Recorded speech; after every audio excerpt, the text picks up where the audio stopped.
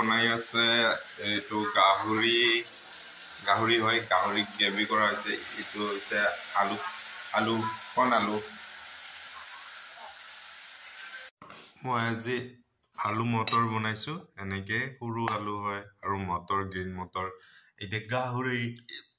আৰু এইটো আমলেট বনাইছো আৰু ইয়া বনাইছো পৰঠা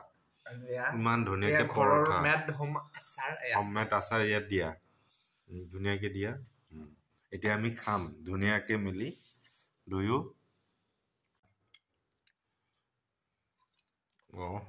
কিমান টেষ্টি লাগিব চাওকচোন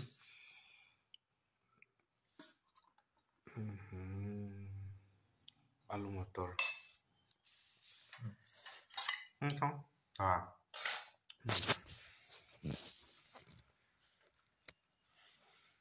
पहले गाहरी खाओ नहीं